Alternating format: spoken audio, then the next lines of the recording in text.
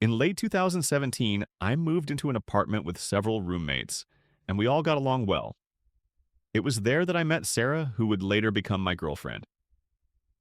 By early 2018, we were dating, and in early 2019, due to financial concerns and lifestyle differences with our living situation, Sarah decided to move farther from downtown.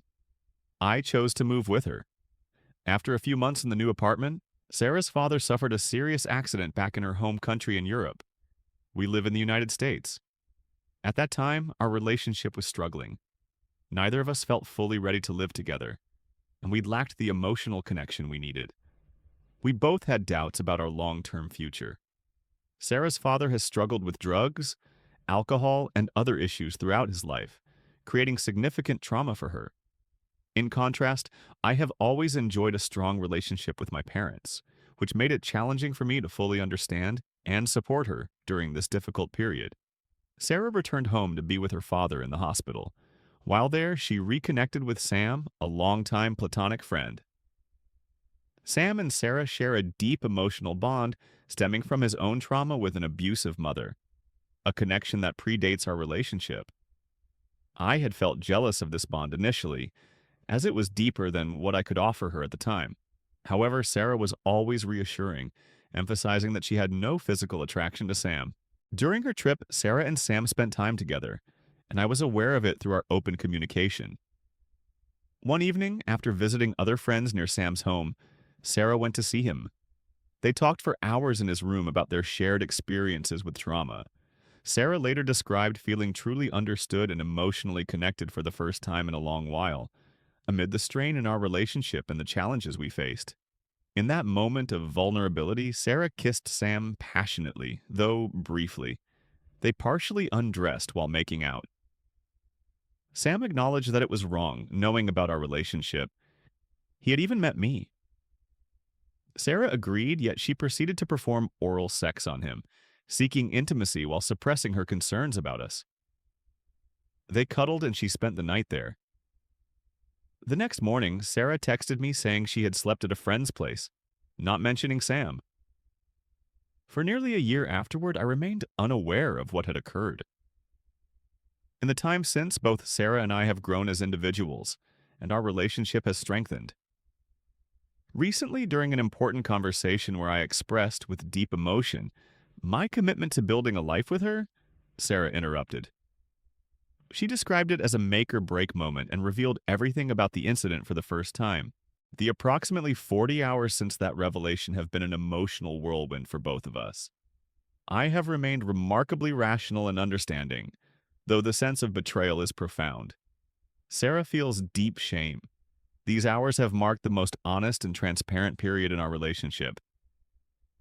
She insists that we have evolved to a point where such an event could never happen again. My internal conflict centers on two paths. First, I could embrace a new chapter with Sarah, one built on greater honesty, partnership, trust, and understanding. Our recent communication suggests this is possible, though it would require significant pain, healing, and effort.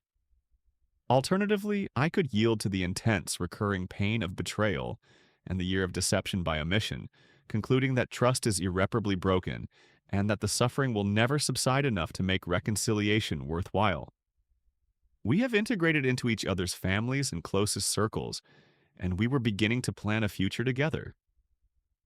After the incident, Sarah and Sam maintained a friendship, agreeing it was a mistake they could move past. However, upon confessing to me, driven by her inability to bear the secret while I committed fully, Sarah unilaterally ended all contact with Sam. I am grappling with the hope that something positive can emerge from this, yet the daily pain of betrayal is overwhelming. Sarah's voluntary disclosure, complete openness, and willingness to answer every question demonstrate her commitment to rebuilding, if I choose that path. I recognize that understanding the context, our relationship struggles, her trauma, and the circumstances, does not excuse her actions, which were profoundly wrong. People are complex. Good individuals can commit serious mistakes. I have not yet decided our future, but I seek perspectives on whether healing and growth are truly possible here.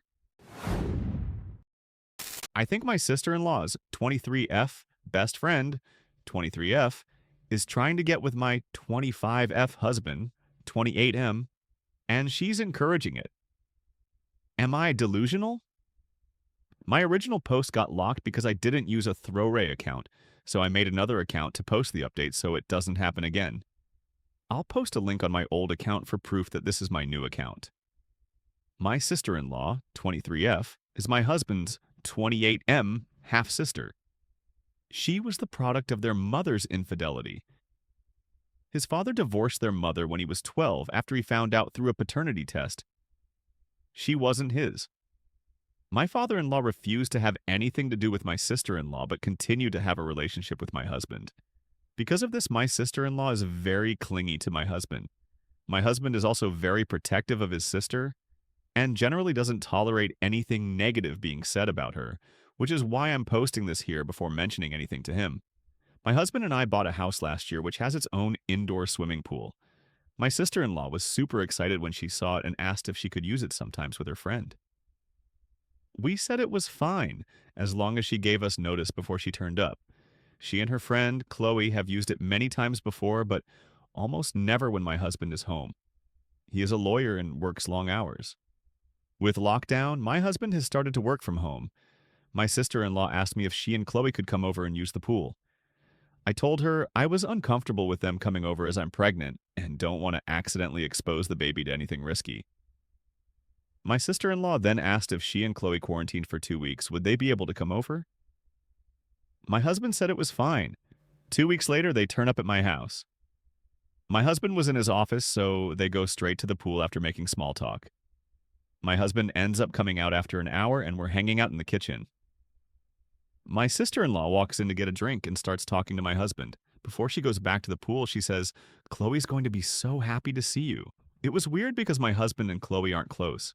Chloe comes into the kitchen 2 minutes later and spends the rest of her time talking to my husband until he excuses himself to get back to work. She's super giggly and smiley when she talks to him. He would say something sarcastic and she would laugh, like it was the funniest joke she's ever heard. It honestly felt like she was flirting with him. Before she went back to the pool, she gave me this weird, smirky look. Before they leave, they ask my husband if he's working from home every day of the week. He confirms he is. The next 2 weeks, they come over to the house to swim every single day. Except Chloe never gets in the water. Instead, she hangs around the house in her bikini. She was previously wearing a one-piece, if it makes a difference. Every single day. Whenever my husband comes out to hang around with me, she quickly interrupts him and keeps him talking until he has to go back to work. I made lunch for us all, and when I excused myself to call my husband down, my sister-in-law quickly stopped me and said Chloe could call him for me. They shared a look, and Chloe looked really happy when she went to get him. Chloe has also started to get touchier with my husband. She's put her hands on his chest and arms, stands or sits really close to him. To my husband's credit, he does usually create space between them whenever she does something like this. The reason I believe my sister-in-law is in on this is because she's made a few pregnancy-related jabs at me recently. She told me a story about how one of her friend's boyfriends was cheating on her, and then said something along the lines of, "Did you know a lot of men start cheating when their wives are pregnant?" She's also made comments about how I look chubby now, and it looks weird next to my husband because he's well built. If she spots my husband out of the office, she quickly goes to inform Chloe. I know pregnancy hormones can mess with a person's brain, so I'm wondering if I'm just looking for something that isn't there. My sister-in-law sent me a text yesterday asking if they could come over to swim next week, and I really want to say no, but I know she'll whine to my husband if I do. I ideally want to have a conversation with him before then, but I'm not sure if I should mention the flirting. Am I being delusional? Sister-in-law and her friend are constantly asking to come over to use our pool, but her friend never swims. Instead, she waits around to start talking with my husband. She seems very flirtatious whenever she talks to him, but I'm not sure if it's just pregnancy hormones getting to me. Well, I read and reread all of the comments on the original post to try and figure out how I was going to bring up the issue. Turns out, I didn't have to. We were watching a movie, and my phone lit up with another text from my sister-in-law telling me she was now going to be here at 1 p.m. the next day to swim with Chloe. My husband saw it and told me to tell her not to come. This is really weird behavior for my husband because he tends to do anything to accommodate my sister-in-law and very rarely refuses her anything. I asked him if something had happened, and he shrugged it off and we kept watching the movie. A few minutes later, he paused the movie and said he wanted to ask me a question. He asked if I'd noticed Chloe never swam when she came to our house. I wish I could say I was calm and collected like the comments were advising, but I ended up laughing hysterically. I was honestly just so relieved he'd brought it up instead of me having to be the one to do it. I think my husband thought I was losing my mind. When I finally stopped laughing, he repeated the question and said he wanted a serious answer. I said, "Of course I've noticed." And he awkwardly replied, "So you must have noticed the other thing too." To summarize the conversation that followed, my husband hadn't noticed Chloe was flirting with him the first few days because he was so busy with work. He wasn't really paying attention to anything else. He said when she started getting handsy is when he suddenly had the light bulb moment that she was into him. He says he didn't want to unnecessarily stress me out, so he never mentioned anything, but he was worried I'd noticed too and thought he was interested because he hadn't immediately shut it down. He realized we would eventually have to have this talk, but he wasn't sure how to bring it up. Oh, the irony. He did privately speak to Chloe and told her he was happily married and wasn't interested in starting anything with anyone else. Apparently, she never took him seriously because she kept doing it. In the end, he called his sister on Sunday to tell her either she got her to stop or Chloe couldn't come over anymore. His sister ended up having a tantrum and said a few nasty things about me, the baby, and our relationship. She insisted I was somehow behind his request and made some comments about how I was controlling and insecure because I looked like a beached whale, and Chloe was younger and hotter. He was pretty pissed at this and said if she said something like that about me again, he would stop speaking to her. She claimed I had baby trapped him, and when my husband pointed out we were already married so I didn't need to trap him and that he was the one who wanted to start a family, she kept insisting I had manipulated him into feeling that way.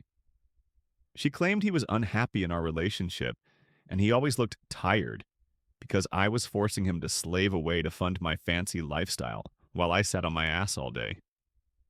He pointed out he chose to be a lawyer knowing he would have to work long hours, and I had only recently left my job, so her accusations were baseless.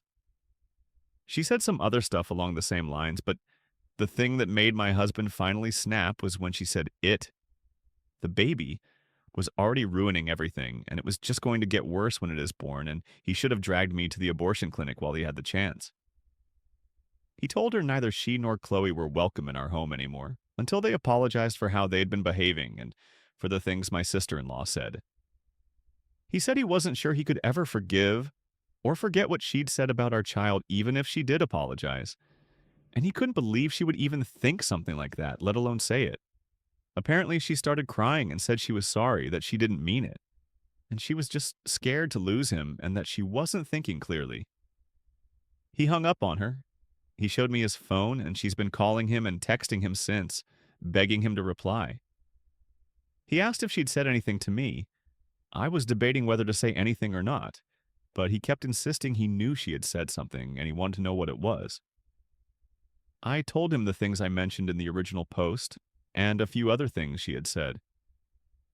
He asked me why I never mentioned anything when she first said it, and I mentioned how he got really defensive whenever I said anything even slightly negative about his sister, and he got defensive.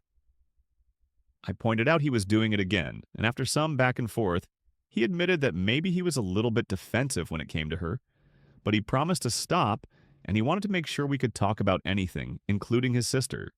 He ended up mentioning wanting to try couples counseling. He said it wasn't because he thought there was something wrong with our relationship, but apparently he has been speaking to his dad a lot recently. And he mentioned one thing he regretted about his marriage with mother-in-law is that they never went to therapy until the cracks in their relationship were too big.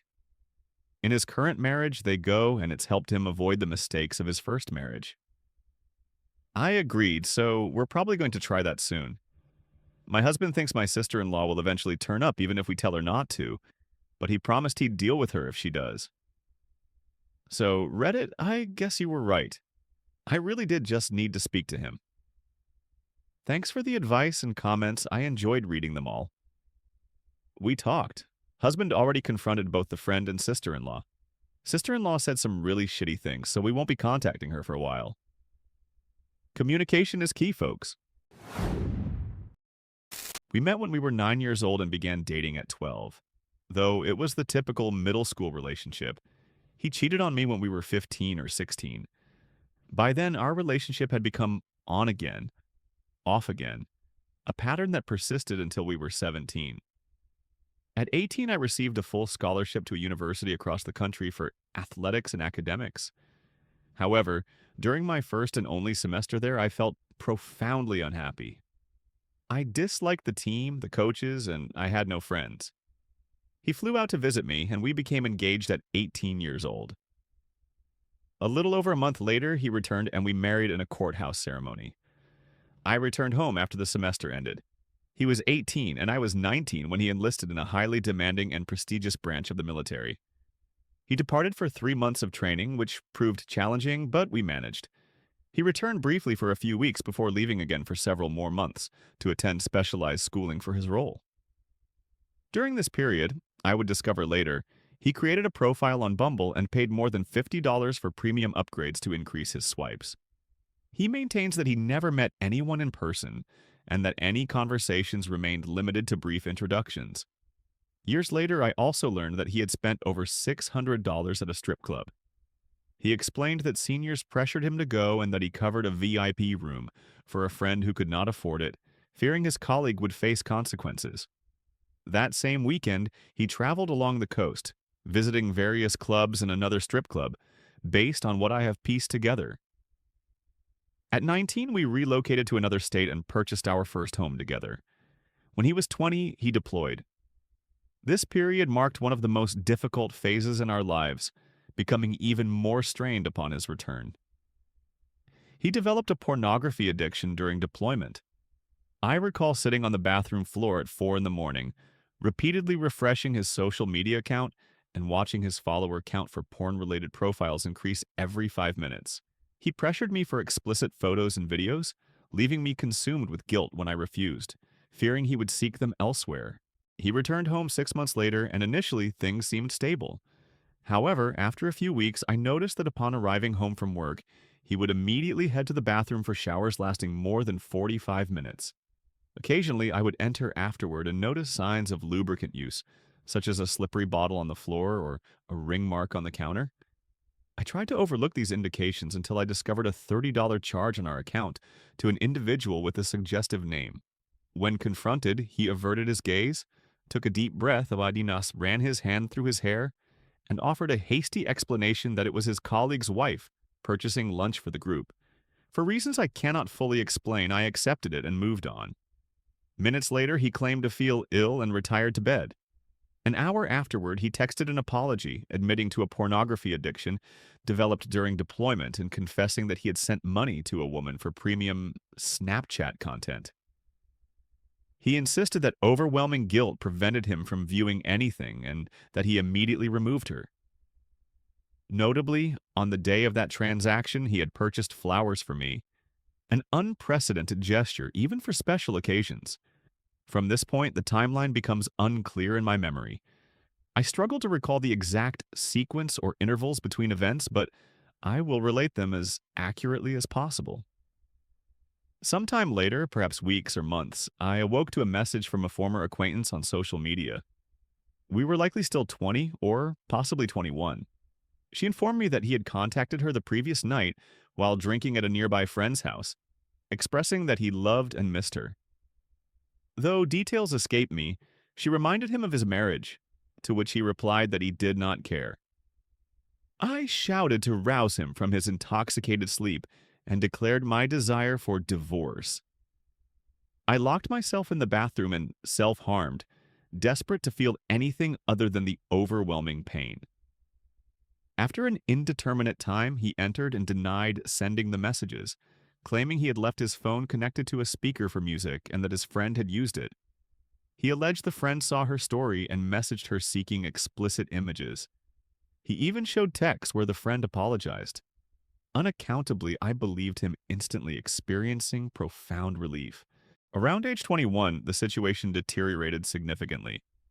By then, I had repeatedly examined his phone and discovered browsing history linking to hundreds of OnlyFans sites via his social media. One evening, I reviewed our account statements dating back to 2018 and uncovered the strip club and Bumble charges. He denied the Bumble transaction, attributing it to a senior whose card was frozen. Again, I believed him without question. I cannot precisely recall when I learned he had lied about the messages to the acquaintance. It likely occurred after another phone check revealed texts with the supposed friend, who commented on avoiding parties I attended due to my dislike for him. This confirmed my husband had deleted the original messages from my phone and conspired with his friend for an alibi. Similarly, I eventually extracted the truth about Bumble through persistent questioning. He admitted downloading it and purchasing upgrades but insisted no meetings occurred, adding that he only paid because he doubted anyone would match with him. I do not remember exactly when we consulted base legal services for divorce information.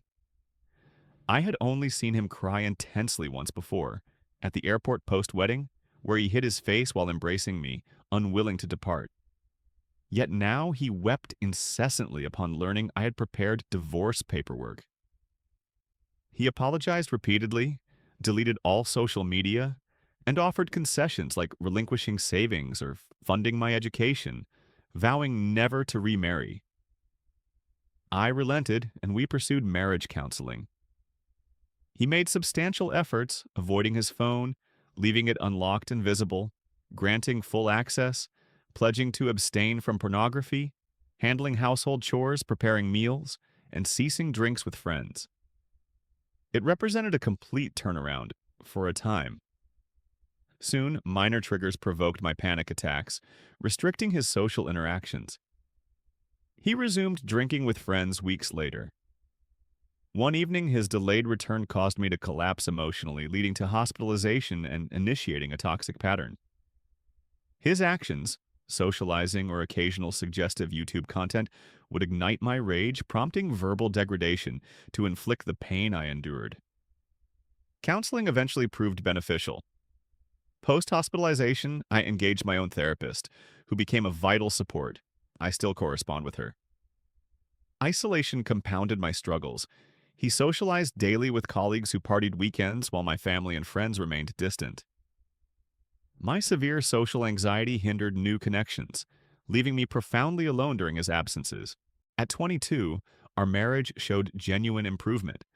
A joint vacation facilitated deep discussions, emotional expression, mutual understanding, compromise on issues, and respect for established boundaries. It felt transformative. At 23, I relocated home months before his contract concluded. He finalized obligations and joined me. He attempted a lucrative night shift civilian job exceeding his military pay, but despised it, missing his comrades and role, whom he viewed as family. This marked his deepest depression I had witnessed. 5 months later, he enlisted in another military branch against my wishes. I desired a conventional life, stable employment and family building, while he rejected the idea of children altogether. I had begun nursing school.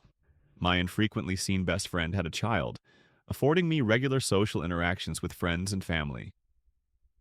His new station was 600 miles away, distant yet drivable. He visited after 1 week, and communication remained strong initially. Over a month ago, he traveled cross-country for a 6-week desert training exercise with limited phone access. He messaged once a week prior, then only responded promptly when I informed him of a pet's death, revealing he had possessed his phone but chosen minimal contact. Yesterday morning, he announced plans to spend an upcoming holiday with a former military colleague and the next with extended family elsewhere. Subsequent conversations have been unproductive. When questioning his distance, he cited focus on personal goals. I expressed feeling sidelined and offered support, but he countered that prior lack thereof, regarding college or CIA aspirations, necessitated independence to eliminate negativity. He proved correct. At 21 or 22, his college mention elicited my skepticism, unaware of his seriousness, given his academic struggles. Attending 4 high schools, never exceeding a 1.5 GPA. I completed his assignments to prevent failure, even enrolling him in my online academy and fulfilling all requirements, leading to graduation from an alternative program. His subsequent CIA interest seemed implausible. I withheld genuine encouragement to avoid falsehoods, yet I regret the absence of unconditional support and struggle to endorse pursuits I deem unattainable. We now face an impasse. Neither desires divorce, acknowledging our relationship's imperfections, yet uncertain how to proceed. His absence would leave me devastated. He has comprised over half my life. Our personalities, speech, and mannerisms mirror each other, shaped through shared maturation. These recounted events represent our darkest periods. We have also shared extraordinary joy, immense fun, unparalleled laughter induced by him, comprehensive knowledge of me, and presence at every milestone. I dread the future and disclosing potential separation to family, averse to becoming another statistic.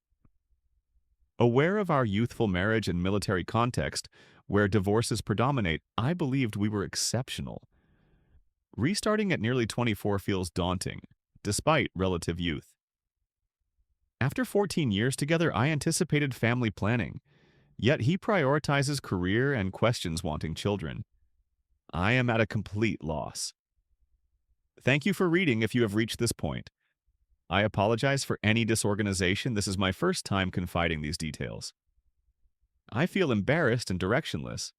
I anticipate responses critically noting our early marriage, military life, his infidelity history, my verbal abuse and unsupportive stance, prior successful counseling, yet current divergent desires amid enduring love and reluctance for divorce. We simply do not know the path forward. I traveled back and forth a lot to be with him. We had a child. We had plans for a future together. Putting his explosive attitude and insults to the side, he would show me off to the world. He made it clear to everyone that I was untouchable. It seemed like he protected me, and if I may say so, that is how I felt. However, in July 2024, I traveled to be with him and care for him in the midst of this cancer situation. He was responding well to treatment, and the outlook seemed positive based on research and what the doctor said. But during this trip, he became very aggressive yet again, over a simple question I had asked lovingly related to infidelity. It was a completely erratic and explosive response. I got called all sorts of insults, and I felt scared to the point where I walked out of the house in fear that things could become physical. That same night, I decided I needed to search through his things in case there was something I did not know. It just made no sense that he was always so aggressive and explosive with certain topics pertaining to respect and fidelity. I wanted to know whether or not I was wasting my time. I went through his phone while he slept, and I discovered he had cheated on me from the start of the relationship 5 years ago. I packed my things up and left. I went into complete shock. I do not know if my reaction was the right one. After all, he was battling cancer and I just left. But in the moment, it felt like I had been living a lie, and I felt it was unfair for me to be there, caring for someone who was doing this to me, plus treating me so badly verbally whenever I had something to say or express regarding fidelity. It got to the point where I began to shut down over the years. Every time I spoke up less and less, walking on eggshells in fear of speaking up. He would say I was crazy, that I had something wrong in my head, that I had to get myself psychologically checked out. He would say I was blaming him for things he was not doing. Lies. I never blamed him. Just the topic of anything related to my fear of being cheated on got him to turn things around on me. He would say I was probably the one cheating and engaging in inappropriate behavior with who knows how many men. But I loved him, and he gave me what seemed like exclusivity, respect in front of everyone. We laughed, played around like kids. He would cook and be attentive, very loving and passionate. I was always faithful and wholeheartedly his. After walking away, I went through the trauma that this whole thing caused in me. The depression, the crying and screaming like I had just lost the life of a loved one. Ironic he died shortly after, huh? I went through months of no contact while he did everything possible to get a hold of me. Eventually, we tried again, but the topic of the infidelities was still very much present. I was stuck. One day wanting to try, another day avoiding him. He died 2 months ago after feeling strong pain. He had a heart attack. We are unsure, but it does not seem like the cancer got him. My theory is he was so scared of dying that his blood pressure went up, and all he was saying was, "I do not want to die," and he began to panic. He was hypertensive. It seems like his blood pressure went too high and he had a heart attack right then and there. He dies, and I find out about different kids he had, newborn babies, which, according to what I have found out, he denied having anything to do with those babies. He had so many women blocked on his phone. So many. It seems like he would block them when I was around, or whenever one of them came forward with a pregnancy. I have overheard people commenting things like, "I feel so bad for his wife. She is so sweet," and he would boast about all the women he had aside from her. Seriously, I am staying in his country and it is an island. You hear everything the neighbors speak about as the backyards and homes are so close together, you hear it all. I have overheard things like, he would send me pictures of his private parts, and he told me last time he stopped by that he has another one pregnant, and so on. I have been able to get his passwords, and it is all true. So many nude photos he would send to almost anyone. So much flirting, so many casual encounters. All of this has been confirmed. I have gone to the cemetery here in the country only once. I cried so much over his death, but in bits. It is like I cried for him before he died. But the more I find out, the more I feel like I am in shock again, and my emotions are frozen. I feel pain at the same time. I have started going out to distract myself. I have been going out for drinks with family and everything to try and keep my mind from thinking about all of this. But recently, I have taken a step back from everyone to process this, because although I am quiet and I have not been able to burst out into tears, the pain is there, and I am very self-aware. I need to face this. We made so many promises. I made so many promises. He said so many times he would wait for me after death if there was another life after this one, and I promised the same. I saw him as the love of my life. Now, I do not even know if he really was it. I miss how safe and protected I felt with him. I hate the memories of his aggressive and insulting words, the manipulation, the control. I never left the house in the last 5 years. I worked from home, homeschooled my 2 boys, did everything from home as a way to show him I was faithful despite the distance. And it angers me that I did all of this while he promised to be faithful. He called every second of the day. He did it so perfectly it was hard not to believe it. Now I am asking myself if his tears expressing his love for me on so many occasions were real. Could it be his infidelities were part of a character flaw he would change moving forward after seeing the damage it caused us? What about when he used to call me crying, asking me to be faithful because he was faithful to me? I wish I could know if his love was real. It felt real. But what about everything else? Now I am here feeling broken, embarrassed, and no one knows it. I am putting up an act of, I am his wife, and I have nothing to do with any of these women coming out now. They should have talked to him about their situation, not me. Acting like I am the one he chose. But that is just my cover. My way to handle this in the face of the comments and the laughter of some of these women. I see our pictures, his messages expressing so much love. I think of how no one could approach me because he was so protective of me, and I miss that. But at the same time, I do not even know if anything related to this man was real anymore. Regarding your situation, it is evident that you are navigating a complex interplay of grief, betrayal, and self-reflection, following a relationship marked by profound contradictions. The love you experienced, interspersed with manipulation and infidelity, can create a disorienting emotional landscape where genuine affection coexists with deception. It is valid to question the authenticity of his expressions of love, as actions such as consistent cheating and verbal abuse undermine the foundation of trust essential to a healthy partnership. To view this differently, consider reframing the narrative through the lens of personal growth and self-compassion. Recognize that your feelings of love were real on your part, rooted in the positive aspects you cherished, such as protection and shared joy. However, his behaviors suggest a pattern of compartmentalization, where he could express love toward you while engaging in actions that disregarded your well-being. This does not negate the reality of your bond, but highlights that love alone is insufficient without mutual respect and fidelity. Processing this may benefit from professional support, such as therapy, to unpack the trauma and rebuild your sense of self. Focus on honoring your promises to yourself, prioritizing healing, setting boundaries, and rediscovering independence. Over time, this perspective can transform embarrassment into empowerment, allowing you to integrate the lessons from this experience while moving forward with clarity.